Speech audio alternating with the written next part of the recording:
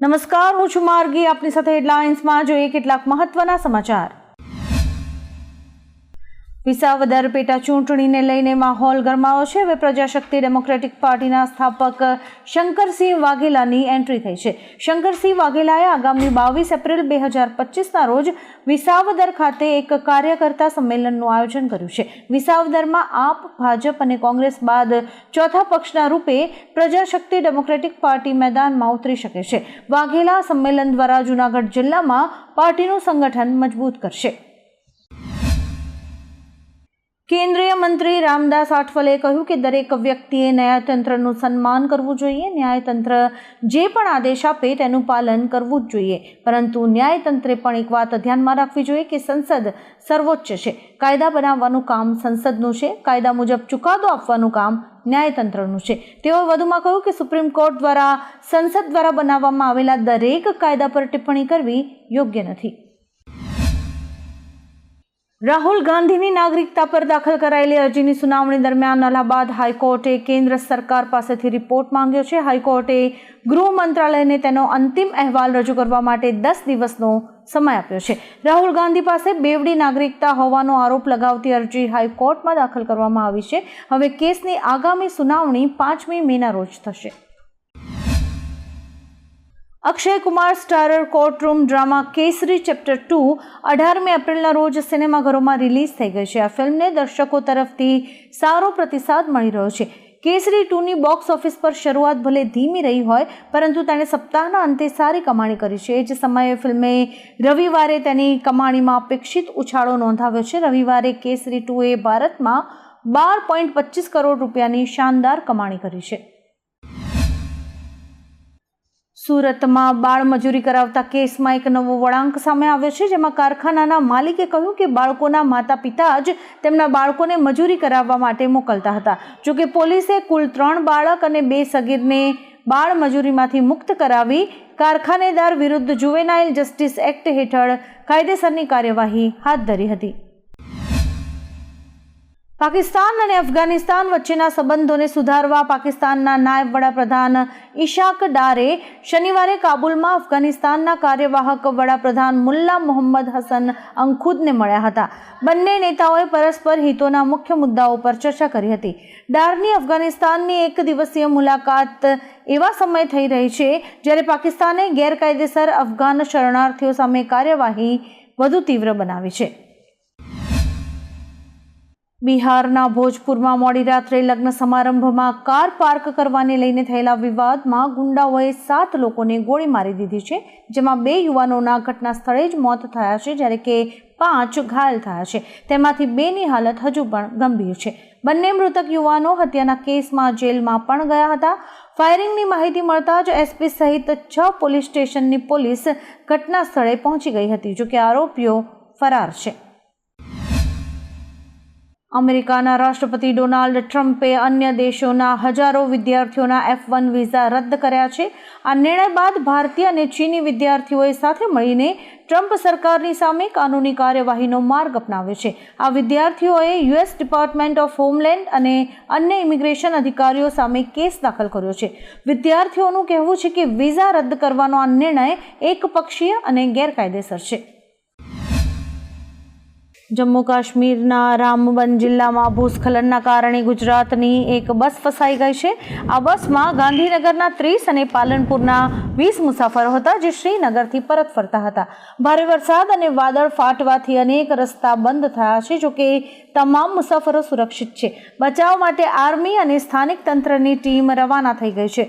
ઉલ્લેખનીય છે કે જમ્મુમાં વાદળ ફાટવાને કારણે તબાહી સર્જાઈ છે અને 3 લોકોના મોત નીપજ્યા છે.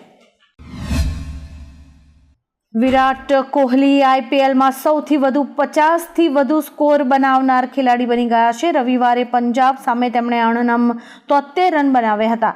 IPLમાં આ તેમની 59મી 50 હતી. તેમણે આ લીગમાં 8 સદી પણ ફટકારી છે, એટલે કે તેમનો 50થી વધુનો સ્કોર હવે 67 થઈ ગયો છે.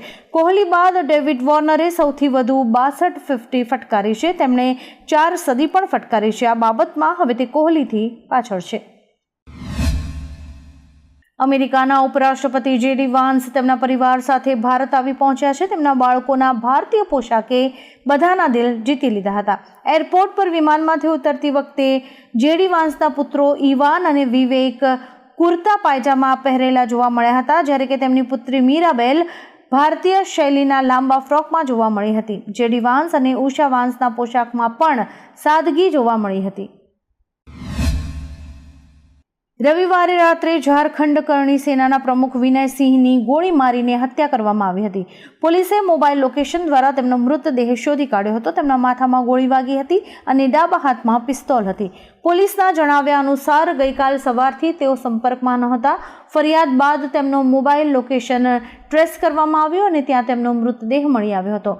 તમામ શક્ય એંગલથી આ અંગે વધુ તપાસ કરવામાં આવી રહી છે. દેશના 23 રાજ્યોમાં વરસાદ, તોફાન અને વાવાઝોડાની શક્યતા છે.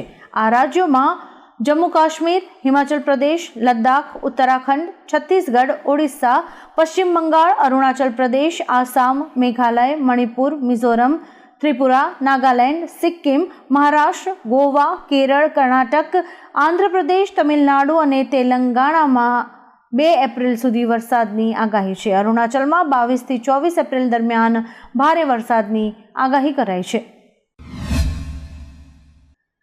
બીસીસીઆઈએ સેન્ટ્રલ કોન્ટ્રાક્ટની જાહેરાત કરી છે. રોહિત, બુમરાહ, વિરાટ અને જાડેજાને ગ્રેડ A+ મુકાયા છે, તો ગ્રેડ Aમાં સિરાજ, રાહુલ, ગિલ, પંડ્યા, શમી અને પંતને મુકાયા છે.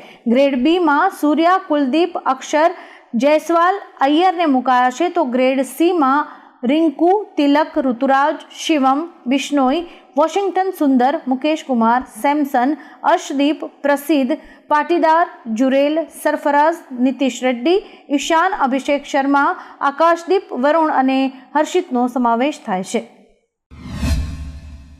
આમ આદમી પાર્ટી દિલ્હીમાં મેયરની ચૂંટણી નહીં લડે. પૂર્વ સીએમ આતિશીએ કહ્યું કે ભાજપ અન્ય પક્ષોને તોડીને સરકાર બનાવે છે. આપ કાઉન્સિલર્સને તોડીને ભાજપે દિલ્હીમાં પોતાની સંખ્યા વધારી છે. દિલ્હીમાં ટ્રિપલ એન્જિન સરકાર છે, જેમાં એક એન્જિન એલજીનું છે. 21મી એપ્રિલે દિલ્હીમાં એમસીડી, મેયર અને ડેપ્યુટી મેયરની ચૂંટણી માટે નામાંકનનો છેલ્લો દિવસ હતો. દરમિયાન આતિશીએ કહ્યું કે આમ આદમી પાર્ટી મેયરની ચૂંટણી નહીં લડે. એએમસી સંચાલિત વીએસ હોસ્પિટલમાં ક્લિનિકલ ટ્રાયલમાં 3ના મોત થયા હોવાનો ગંભીર આક્ષેપ કોંગ્રેસના કોર્પોરેટર રાજશ્રી કેસરીએ કર્યો છે. 500થી વધારે દર્દીઓ પર ટ્રાયલ કરવામાં આવી હતી. કોર્પોરેશને જણાવ્યું કે ક્લિનિકલ રિસર્ચના મામલે કોઈ એથિકલ કમિટીની રચના કરવામાં નથી આવી, પરંતુ મારી પાસે ક્લિનિકલ રિસર્ચ માટે હોસ્પિટલે કરેલા MOUની કોપી છે, જેમાં વીએસ હોસ્પિટલના ડીન ડોક્ટર પારુલ શાહની સહી પણ છે. ગરમીનો પારો 42 ડિગ્રીને પાર પહોંચ્યો છે, જેને લઈને હવે લોકોને આંખોની સમસ્યામાં પણ વધારો થઈ રહ્યો છે. ગરમીમાં વધુ પડતા એસી અને કુલરના ઉપયોગથી આંખો ડ્રાય થવાની સમસ્યા સામે આવી રહી છે. ગરમીમાં લોકો એસી અને કુલરનો વધુ પડતો ઉપયોગ કરી રહ્યા છે, જેના કારણે આંખો ડ્રાય થઈ રહી છે. મોબાઈલના પણ વધુ પડતા ઉપયોગને કારણે આંખોની સમસ્યા વધી છે. આંખ દુખવી, ઝાંખું દેખાવું, ઝામર આવવા જેવી સમસ્યાઓ ગરમીના કારણે સર્જાઈ રહી છે.